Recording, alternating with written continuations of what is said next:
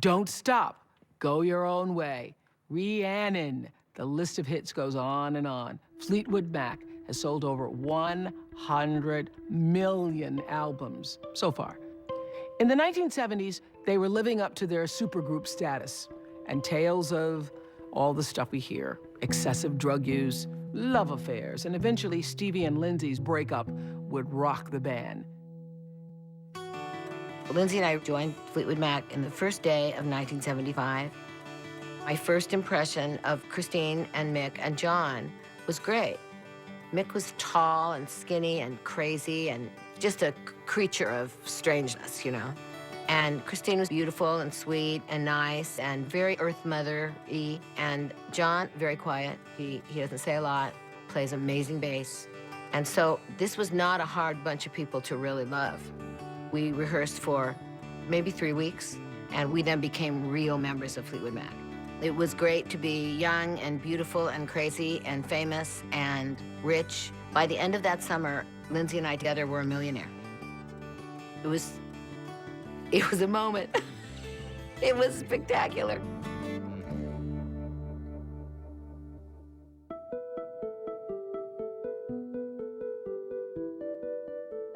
Lindsey really was my great musical love.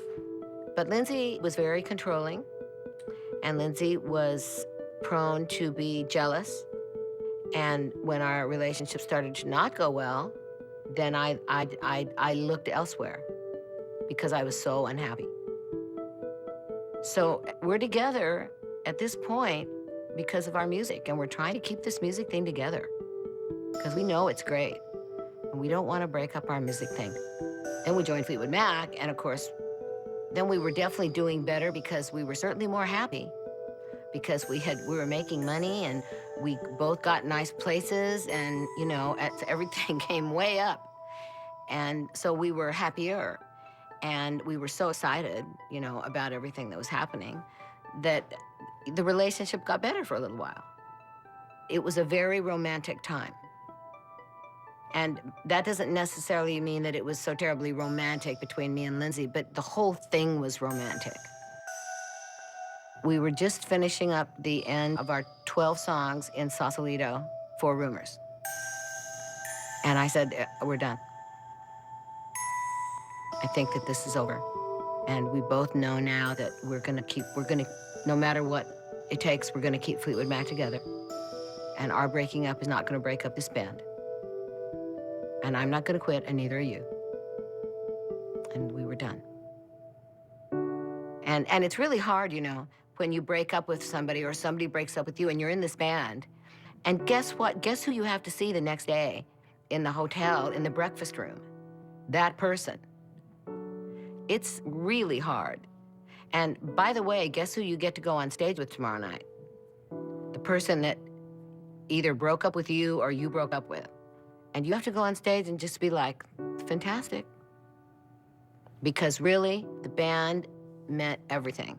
And the band was way more important than each separate person's problems. And we knew that. So we never, ever, with everything that happened to us, ever let love affairs break Fleetwood Mac up. But Lindsey always blamed Fleetwood Mac for the loss of me. That had we not joined Fleetwood Mac, we would have continued on with our music, but we probably would have gotten married, and we probably would have had a child, and it would have been a different life. And it's very possible that we might have gotten married and had a family and still done our music. You know, we were still young enough then that destiny could have taken us another way,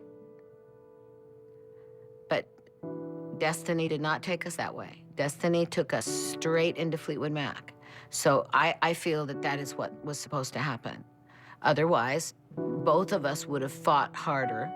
You know, when I said to him, I'm joining Fleetwood Mac, and so are you, he might have said, you know, well, no. And he didn't. He said, okay. So I think that he knew that I was right. Lindsey and I will always be like connected like this, you know? And we still are.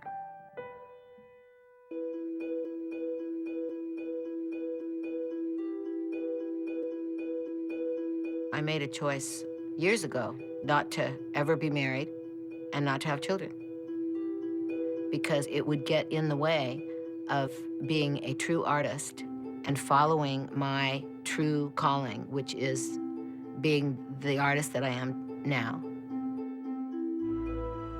But the fact is that I did get married for 3 months, and then I got unmarried.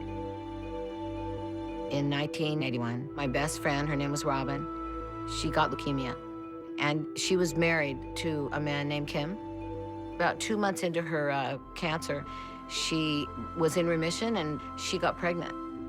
And then she went out of remission, and then she went off of all treatment because she knew that she was going to die. And she wanted to leave that baby behind. She wanted something to be left from her. Matthew was born, Robin died, and I was grief-stricken, completely and utterly grief-stricken. I had lost the best friend I had ever had in my life. And I just went on a mission, you know, because I wanted that baby. And I convinced Kim. And so 3 months after Robin died, we got married. And I thought that's what Robin would want, somehow. And it just blew up in our faces because it was so the wrong thing to take Matthew and her husband was so beyond insane that, you know, I mean, I can't even tell you. One day I went in and Matthew was sleeping, and I swear to God, whenever I'd go in the nursery, the crib would almost, it would seem like it was rocking to me, and I would go, she's here, she's rocking the cradle. And I went in there one day and it was just still. And I looked at Matthew and I just went, she's gone. She's gone. And I walked upstairs and I waited for Kim to come home, and I said, I don't love you, and you don't love me. You may think you love me, but you don't. And so I want a divorce.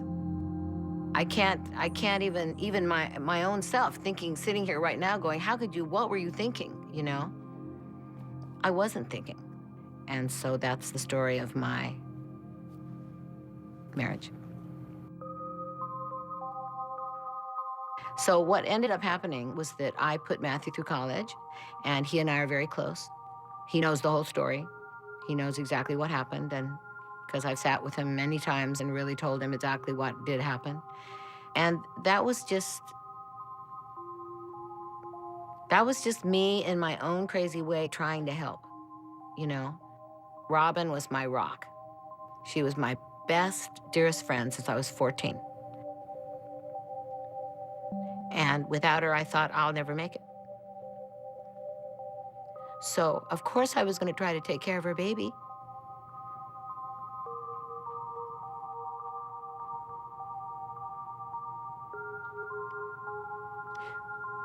But you can't. You can't. You have to let things go like that. It wasn't anybody's fault.